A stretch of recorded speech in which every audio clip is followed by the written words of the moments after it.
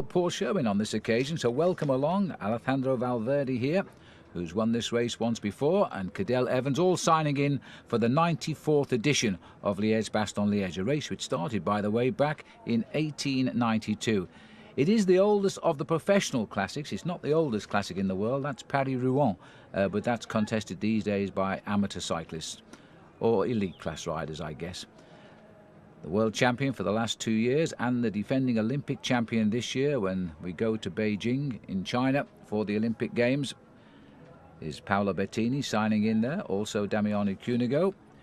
A good chance now to see the riders who could well be appearing as the stars of the upcoming Tour de France, because the one-day tough cobble classics of the north are now replaced by the hills here on the west side of Belgium, not very far away from the borders with Germany and indeed with the Netherlands down in Maastricht. And the man who's been the king of the Ardennes in 2004, that was him, David REBELLIN. Maxime Montfort, Belgian rider for Cofidis. A young man, they say, with a big future. Well, maybe it'll start today. Philippe Gilbert, a rider on a French team, but very much a Belgian, and the race virtually going past his front door here.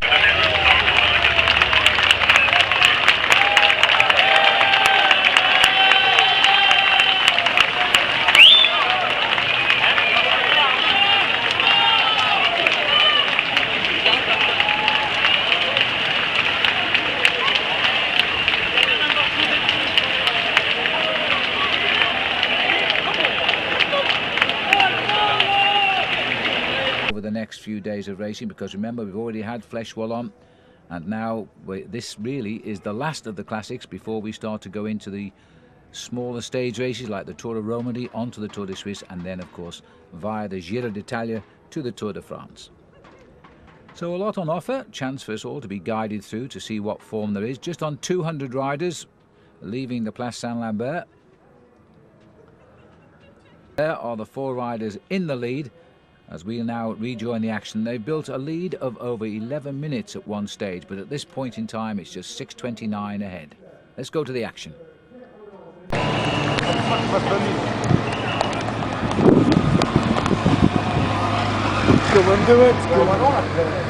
Et ils ne sont plus que 4, hein. Il en manque un, hein. Et c'est Stup qui a lâché, mais bravo.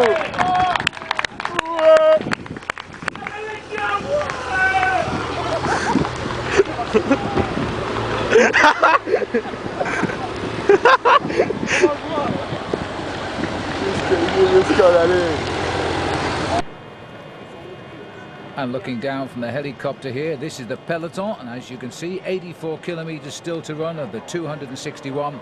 And yes, of course, that breakaway is clear, but it's been reduced now from 11 minutes maximum to just over 4.5 minutes. And the peloton now know, as they return north towards the finish in Anse, which is on the backside of Belgium, that the riders here now want to close down this attack.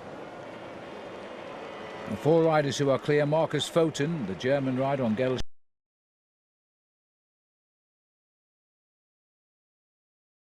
one of the hottest places in South Africa. And it looks as though we've got in a spot of bother now for David Kopp.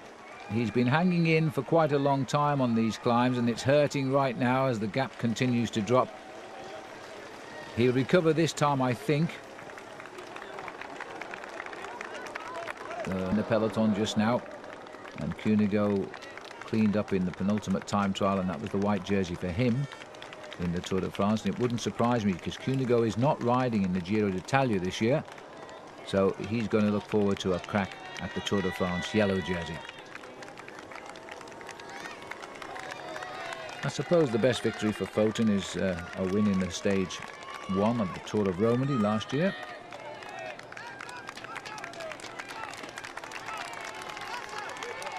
And one day Pavel Brut's going to win something big. This man never knows when not to attack.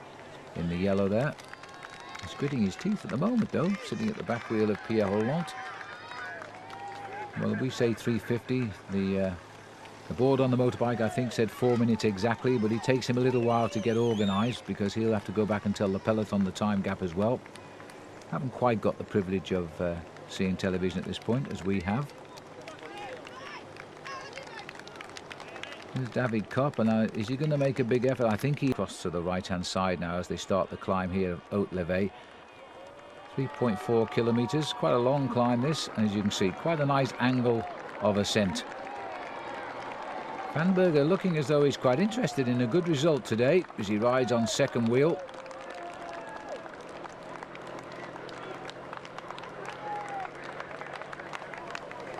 Well, the Belgian fans are amazing, aren't they? They've walked all the way up the climb of the Haute-Levée to sit on the reservation here. They know all the riders, first name terms with them. It's a super country to come live and ride a bike in. And this looks like the push has now begun, coming up to 3.5 minutes, inside 80 to go. And we've still got to come the Côte du Rossier, the Côte de la Vecquet, the Côte de la Redoute, the Côte de Spineux, the Côte de la Roche-aux-Faucons, and the Côte de Saint-Nicolas. All of them will hurt and shed off a few more from the back. Look at that peloton now, just daylight between the wheels. Almost 200 today.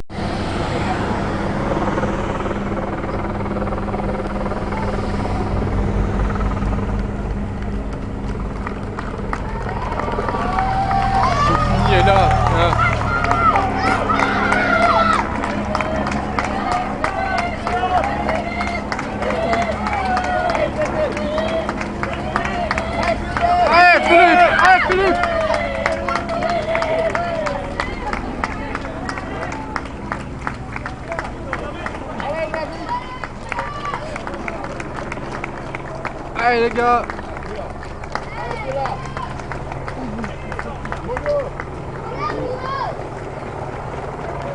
Bonjour les gamins.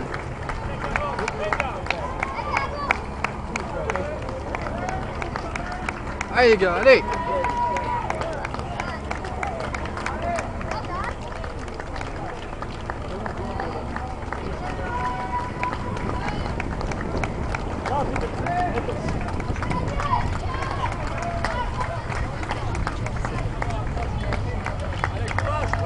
Allez les gars, allez.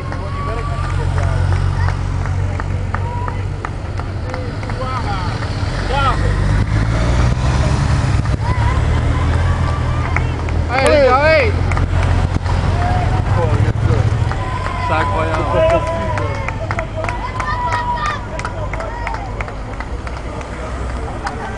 Regarde ici, ils savent même pas passer à droite.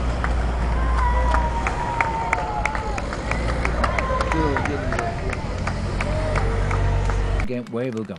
Race really, I thought he might have won on that occasion with his sprint finish. Came over to Gerolsteiner after he served his apprenticeship with Wiesenhof, and before that he returned pro for T-Mobile.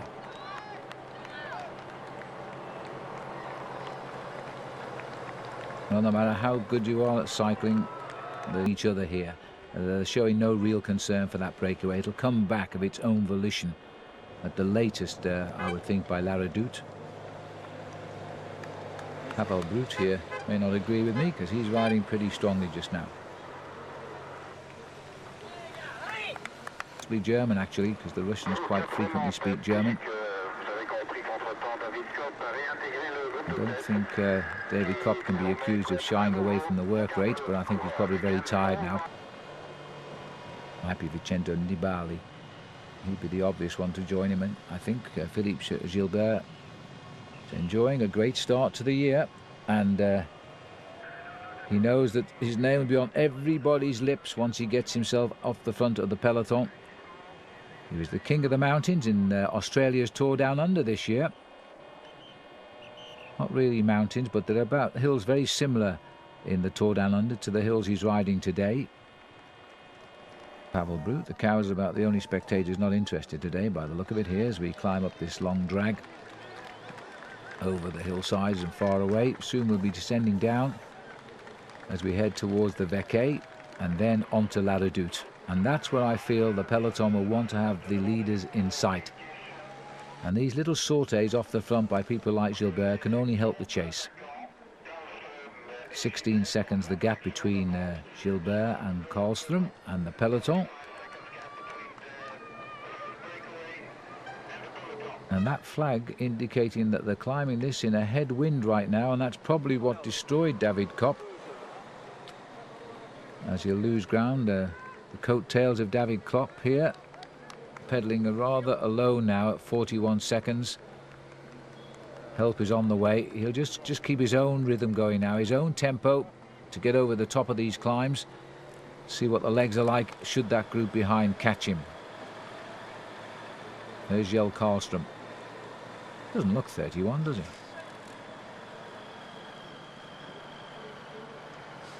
Gilbert, how many hours has he spent training in the Belgian Ardennes over the years, popping across down. Pierre Roland has been very, very impressive today, this young man, 21 years of age. Another good find here by Roger Leger.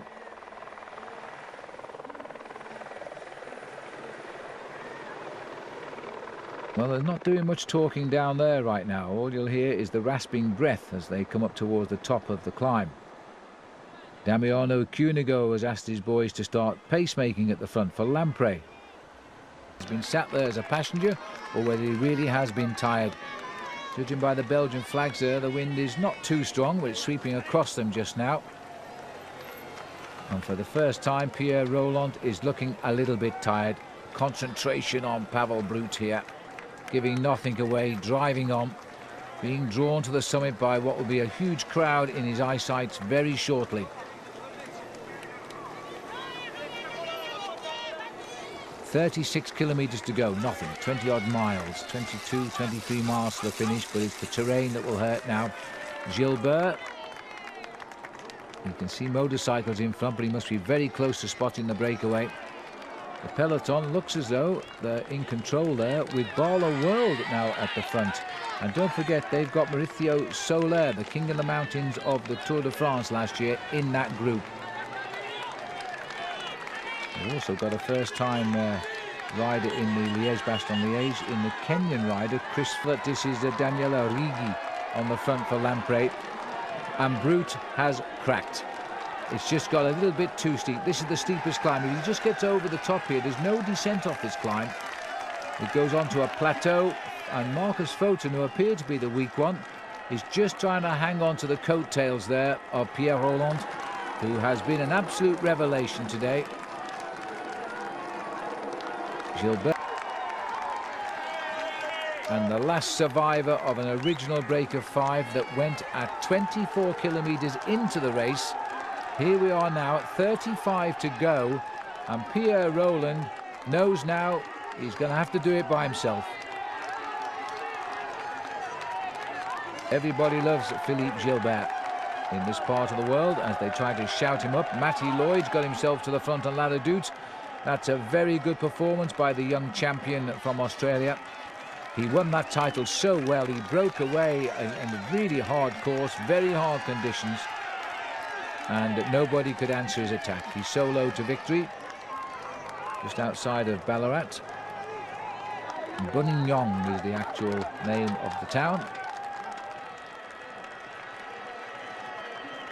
Very nice pancake house there, by the way. Gilbert continues. The legs are just about creaking at the seams, but he's getting up to the top. And Matthew Lloyd having a good look at La Redoute from the driving seat here, being chased by, I think it is Mauricio Soler there, who gets onto his wheel. The man that surprised us with a stage win and then went on to win the Tour de France King of the Mountains title. Now giving himself a good workout. We're getting at last to see the riders who might feature in July. And of course, a lot of these guys also honing their form for the Giro d'Italia. Bettini is now gone. Gilbert's history. Look at that. Paolo Bettini, the cricket jumps straight past. Moves over the summit there, but he climbs a little bit further, unfortunately, and then it levels. And Lloyd is coming across to Paolo Bettini. Champions jerseys all. Well, that is not the style of Cadel Evans, who's come up into 3rd place. It might be Popovic. Meanwhile, Pierre Roland, that was another line on the road, so maybe that was the summit.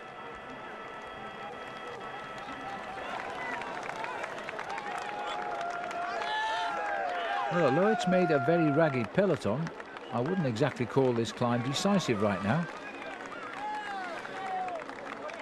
Just on the right of our picture here is the Skill Shimano team, very popular wildcard team, and that is Yukihiro Doi of Japan who's on the back. Nice to see the Asian riders breaking into the big races here on the big teams too. It's got to be Fränk as he makes his move from the field. Those long legs, the man that finished third last year, full of confidence now. Well, we're over the top. Schleck was in the action over the top of Ladadute a year ago, went on to finish in third place. Legs. And here comes trouble then. Number 26, it's Andy Schleck. Brother Andy, not Fränk at all. You put these two guys together, you're not too sure till you read the numbers which one is which, I'll tell you. But this is Andy Schleck anyway. Easing the way for brother Fränk perhaps. Pierre Roland, a name perhaps we're going to say a lot of this year. He's had an absolutely fabulous day out. He'll go home a hero. He certainly will if he wins, but I can't see that happening. Andy Schleck, they're saying now, away the Côte de Spineux. It's the 11th climb I think we're all pretty interested in, because that'll take us on to the Roche-aux-Faucons. Average is 10%, 1 in 10. And it's 1.5 kilometers, so it's hard. They reckon it's 18% in places. Schleck, Foten, Schumacher. So they picked up Marcus.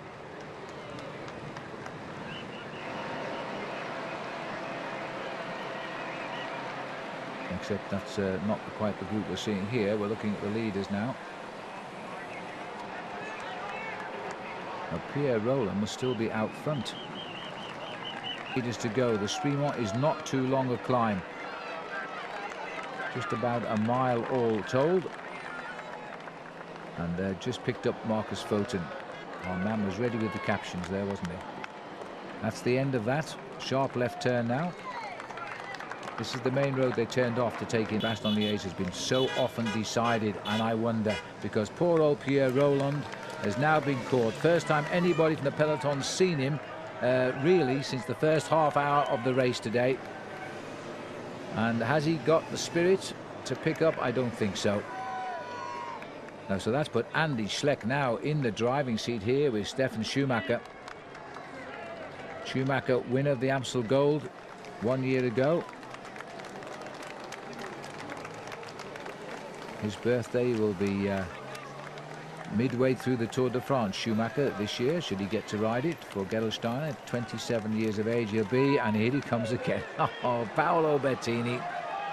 He just loves the corrugations like this, where he can bounce across them. Looking the wrong way, Franco. He just got past. As Bettini offered no weight there for those two. He's gone straight by them. They're heading back to the peloton, I suspect. Going forward, the world champion. This man is so proud of the rainbow colours. He's gone straight by Pierre Roland as if he wasn't moving. I don't think he was. And now just two riders are in front. And Bettini is on the prowl. It's such a typical move here by this strong man. He won Liège-Bastogne-Liège in 2000. He won it for the second time in 2002. And he's always had good results here. Fourth last year. He was second in 2006. He was fourth in 2005. This man just loves Liège-Bastogne-Liège. You can't keep him out of the television pictures. And this is a big decision by Paolo Bettini here to go when he's gone. He sent something back in the peloton. He's an opportunist attacker, but he also thinks all the time. And he knows now he's got two strong men in front. Young Andy Schleck and Stefan Schumacher. Schumacher prepared to drive on just for the moment. Inside 30 kilometers to go to the finish now.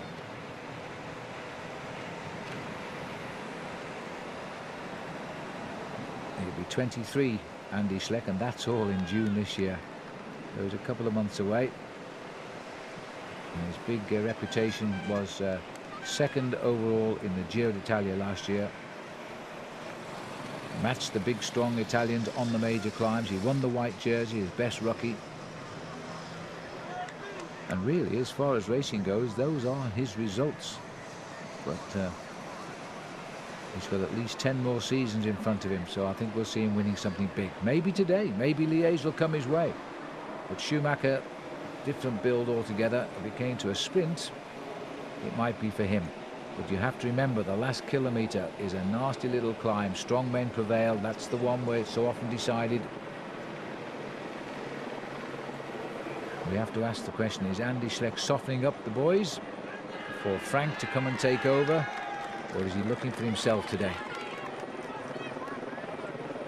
Well, CSC were very, very quiet until they sent out Alexander Kolobnev, and they've been taken over by Andy Schleck. This is Bettini. Not sure what's going on. It looks like he's shut down here. I've got a feeling the peloton might be coming back. Voilà, toujours avec Andy Schleck et Stéphane Soumarov.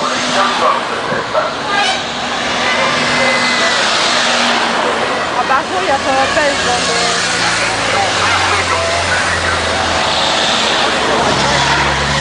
The start of the climb, as far as I know.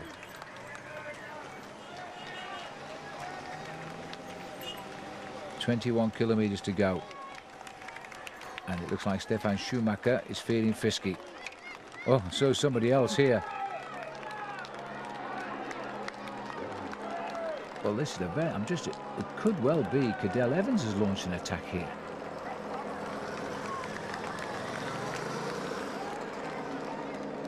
That looks like the style of Cadel Evans, and he's gone off the front at the start of the climb.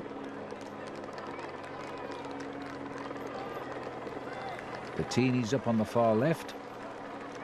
David.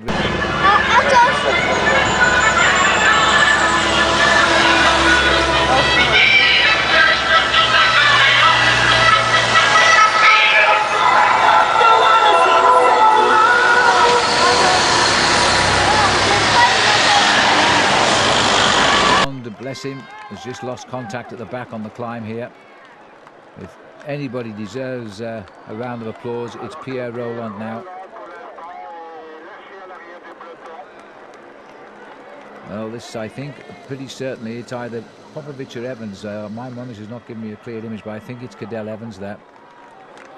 And in fact, the rider going off the back is Dario Cioni, Evans' teammate. Meanwhile, this is Andy Schleck still setting the pace. Schumacher seems to think they're coming back at them, but this is quite a hard climb, but it hasn't really reared up ugly like yet.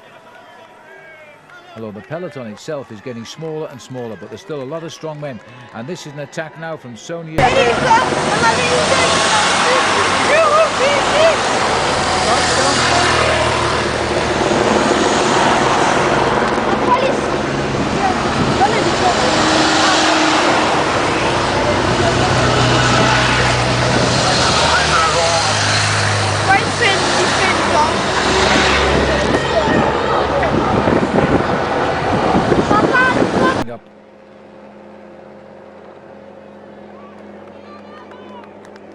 Well,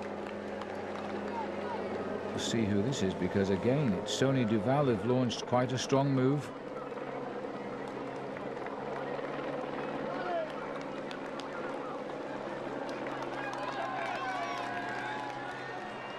And this is life at the back, and it's not too pleasant now. Very unusual to see a 0 on a number. But the rider's slipping off the back there. I think it was actually 76. It'll be Joseph Jouffe, who's just dropped off, and now unfortunately we're seeing the demise here of Stefan Schumacher as the race gets very, very difficult just at this point. Look how narrow the road has become. It's got little ditches on the either side of it, and Schumacher looks as though he can't handle Andy Schleck. Schleck is going for gold here at 20 kilometers to go.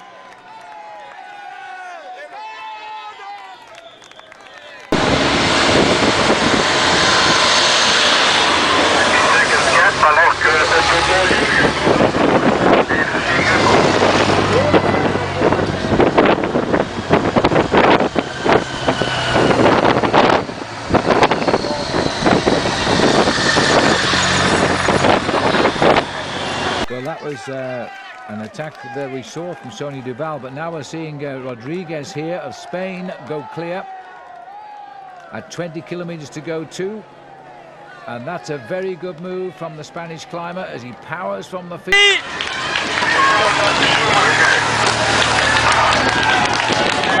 Allez Andy! Allez! Allez, allez, hop, hop!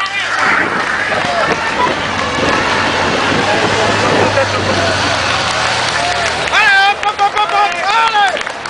Allez Stéphane! Allez, allez, allez, hop, hop, hop, hop, hop! Allez là! Ouais!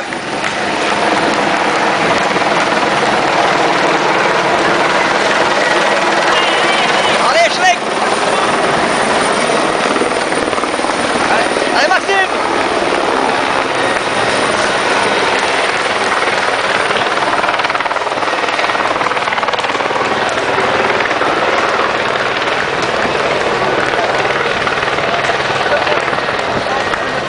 Allez Max! Allez Maxime!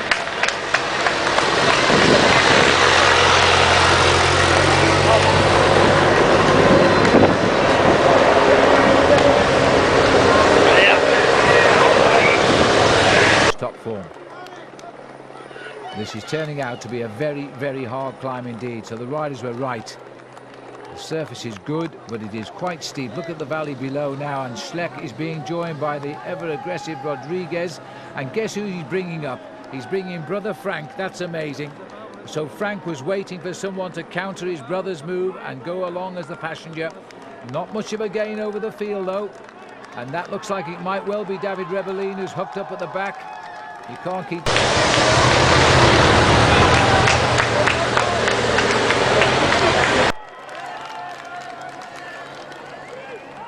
Fränk taking over from Andy, I hope. But it looks like it. Rodriguez has opened the gap, but it's not over yet. There's still more to come across this gap as they go over the top, more or less, of the Roche-aux-Faucons. 19 kilometres. That was a long kilometre, that one. Firstly, the length of the climb, plus a bit. We're heading out towards the Côte de Saint-Nicolas now. A little bit of a ride before we get there because we cross Liège. Unhitched at the back now. It looks as though we're losing Cofidis Maxime Montfort, the Belgian.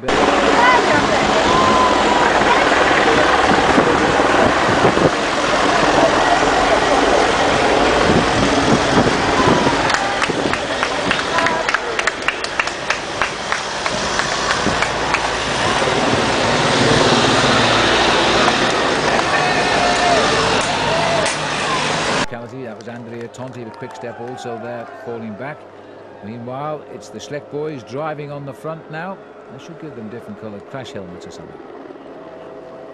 And it looks as though Fränk is congratulating Andy and saying, we're staying with this now, we're riding. Counter move. Looks to me as though it could well be Damiano Cunego down there. And that's certainly Christian PFANNBERGER. And that, to me, looks as though it could be Cadel Evans. So those would be the three riders trying to reach them now. They should have really gone with the group, but obviously they couldn't on the climb. Now they've got to bridge the gap, and that gap has grown very, very rapidly here because the two SCHLECK spoke to each other, and I'm sure they said, we're going. Because look at this now. Rodriguez was the man that caused the bridge, which Fränk was delighted for. Fränk is now pacemaking here at the front. This is a very, very strong group now. REBELLIN has come across as we saw. Joaquin Rodriguez, who also can sprint. Little flick of the arm from Andy. REBELLIN will do just enough at the moment, I think, till he's sure. Mathieu.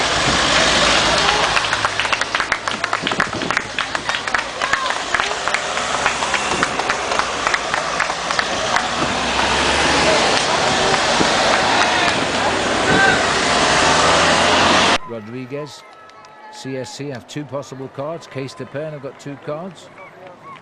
This is the chase group. Oh, we were right. Evans is in it. PFANNBERGER, Cunego. And Christian PFANNBERGER again showing us he's a developing rider for Team Barlow World, who were a bit of a revelation last year. A wild-card entry into the Tour de France. Came out with Robbie Hunter winning a stage and getting second in the points competition. King of the Mountains in Mauricio Solar, and a stage win for him as well.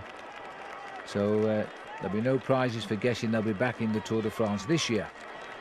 But of course there'll be a marked team now. Just 17 kilometres to go, still only 25 seconds. There's opportunity for others to cross this gap. And that is a very, very small peloton now. Perhaps 25, maybe 30 riders left in Liège-Bastogne-Liège, hunting the big prize. Cadel Evans, FREIRE just happy to sit on him.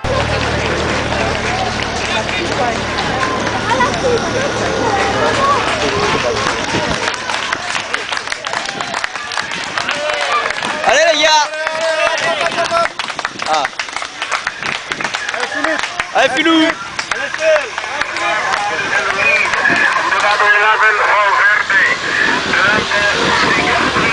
This man's leading the race by himself. Tête de la course, head of the race. 7 kilometres, it's not far. And with every one of those pedal revs as SCHLECK looks down, I'm sure he's thinking to himself, just got one more climb to come. We're helping him, we've taken a kilometre off, we're down to 6. He's looking over, the legs are probably screaming with pain. And I would think he probably will see the chase here, because there they are, the same straight up the Saint-Nicolas. Oh dear, and there he is up there, so they're right on him here. They hasn't really got away at all, and it's REBELLIN who has done all this, because I don't think Valverde's helped out. Remember, Valverde's one of those rare climbers who can sprint and time trial. That's why he'll go into the Tour de France as possibly joint favourite, or certainly second favourite to Cadel Evans this year. And it looks as though his form is now coming back good. Well, it looks as though it's all going to be down to Fränk if they haul back Andy. Now, will Fränk try to go alone? If he does, he'll destroy Andy. I would have thought that REBELLIN would have helped out and just dropped back here and made Valverde take up some of the riding. Because surely, if it goes like this, he's carrying one of these two at the back to victory. It's all REBELLIN as he drags them up. He's almost at home here in Little Italy. They'll be shouting his name, bet on it. But here comes Fränk, and it had to come as they catch Andy. Fränk delivers the blow. But look at the strength of REBELLIN. He didn't even take a second beat. He was right onto Fränk. He must have known that's what would happen. Well, he's destroyed as we thought. Poor old Andy. Can he hang on for fourth? That's up to him now. But Fränk here is looking for the win. But you know, I think this was a big effort by Frank SCHLECK, and it has not dislodged the other two. How long can he keep this attack up? It was all pre-planned, but he hasn't opened up anything. In fact, that attack has not worked. He may as well ease back, because now he looks to see what's happened, and they're there, so he's eased back now. Well, I think that was Frank SCHLECK's best shot, and it didn't take him anywhere. Davide REBELLIN, absolutely superb. But I can't see why he's doing it. Second hit by Frank SCHLECK. A little bit surprised he found the legs for that one, but he's gone again. And again, causing a little bit of an effort from Alejandro Valverde, but I think it's all answered. This is the top of the Côte. 5 kilometres to go now. Just one small ripple, and it could be decisive for these three. Now, have they opted for a sprint finish? Will Andy SCHLECK close the gap? He'll certainly try to. This is the group behind SCHLECK, still led by FRANBERGER. Rodriguez just moving through to mark FRANBERGER now. Cadel Evans has dropped back behind Rodriguez. And the three up front, they just won't help Davide REBELLIN, will they? He's been superb. He's destroyed the hopes of everybody so far. But in all honesty, Valverde has now finally gone through to the front here. He won't want to be there, of course. You can't see anybody at the front. I think they've opted for a sprint finish. Well, that's always a risky thing because of the little rise towards the line. It will soon be 4 kilometres to go now. Davide REBELLIN looks over his shoulder to his left. Valverde just riding quite casually, second last year.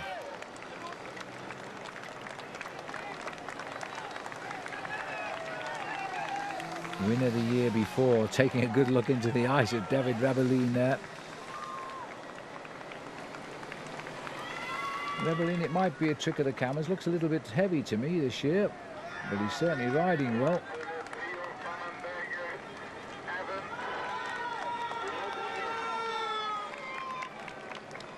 His record in the Classics, second to none this year. 4th in Milan San Remo, 6th in the Flèche Wallonne, 4th in the Amstel Gold. Those are results. And he's gone again. But he's given away an awful lot of energy today. He won Flèche Wallonne last year, 5th in this event, 2nd in the Amstel Gold. You can't hold him back. 4 kilometers to go. And Evans has found his second wind here. Oh, Alejandro Valverde has also found his legs now. He's prepared to drive here. He's eliminated at least one of them with Andy Schleck. Don't know where poor Andy's gone now. It looks as though he's at 26 seconds. Here he is. But if there's any finessing, then Andy will get back into that group. And there could well be as we get up towards the finishing line, because the three of them now seem pretty well balanced. Fränk Schleck after 2 good attacks, but he didn't do the job. He may have opted for a sprint.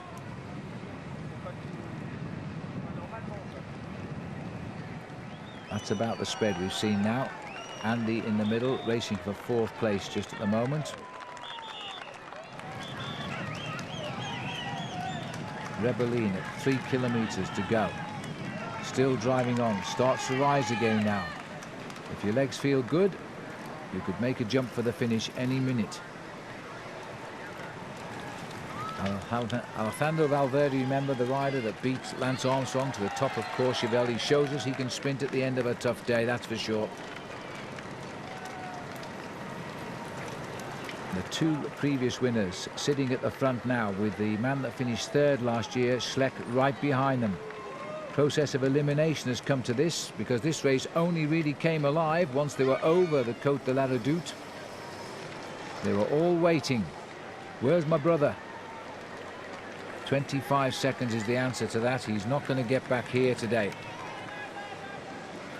It'll shortly be 2 kilometers to go. Slight downhill. We've still got the rise to come.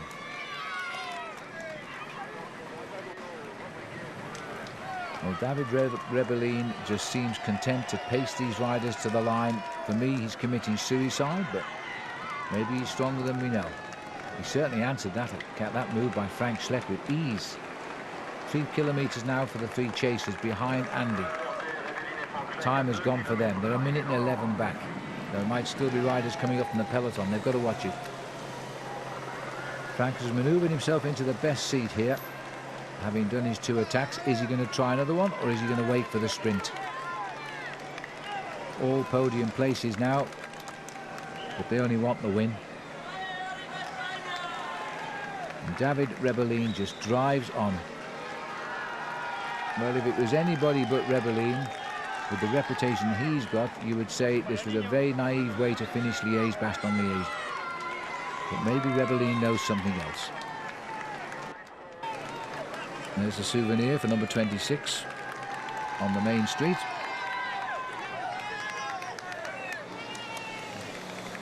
It's like a track finish, isn't it? I mean, Valverde's looking around. He's never resting. He's just making sure he doesn't trust Fränk Schleck one iota here. He's expecting him. He's got him boxed in nicely now behind Rebellin. Fränk will have to brake and pull out and come up the other shoulder, if that's his plan. Rebellin doesn't look at anybody, just keeps the pace. Well, if I were a betting man now, put your money on the man in black, because he seems to be the most alert. He's not doing any of the pacemaking, and he packs a sprint. And there is the last kilometre, and immediately Valverde goes right alongside the shoulder. This is a horrible drag now. It is possible to get clear on here, but to me, these boys have opted for a sprint. And that surely is going to hand the race to Alejandro Valverde. He's got both them pinned over, and they're slowing down a little bit. Here comes Andy Schleck now. If they do slow down, Andy will close. The worried look on the face of Davide Rebellin, the rather contented look on the face of Valverde, as if he's licking his lips there, waiting for the moment. Now Fränk SCHLECK here is causing him to look the other way, and he's gone back again. Can't find you. Where are you? So SCHLECK is going to come from the back. He's going to open the sprint here, almost certainly. There must be around 500 metres here. We've got a left turn into the main street to see the finishing line, but they'll be gone by then. SCHLECK is waiting as long as he feels he can here, but I think a longer sprint will give him more chance than a short sprint, because Valverde is quite explosive. Davide REBELLIN isn't a sprinter, but he is a very, very strong rider. And they've made light work of this climb because they haven't raced it. Can't see any meterage to go on the boards at all. There's the top of the climb, and then we turn into the finishing line, which comes very quickly, 500 metres. Still no move. They're playing into the hands of Valverde if they don't make a move. And Fränk really has got himself boxed in. It's very good riding by Valverde. He's got both his rivals up on the barriers here. Maybe he'll turn his attention to track cycling one day.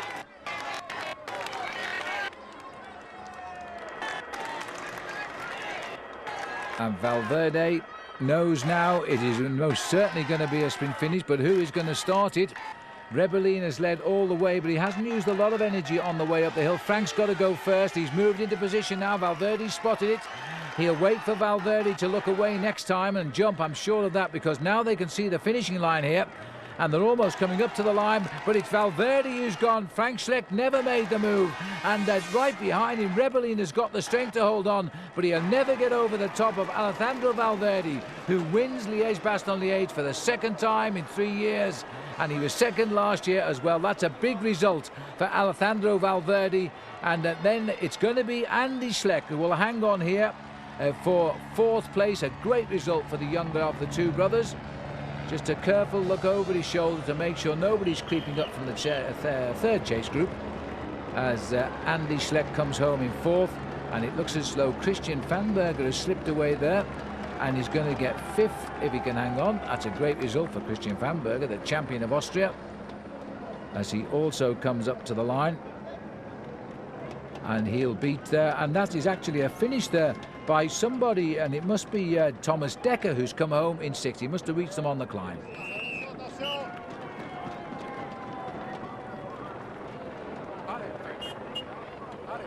Well, there's the joy on the face of the SCHLECKs, Andy and Fränk, but outmaneuvered by the strength of one man from Spain today. And there's the peloton coming in, led home by BETTINI. What's left of it, that is.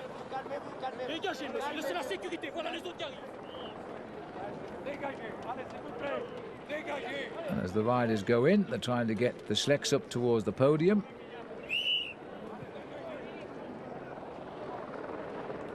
And the field's still coming in, well split up on that last climb today. But nonetheless, it was a very, very good finale today, and a great winner there in Alejandro Valverde. The SCHLECKs did everything right, but they didn't have it in the end in their body.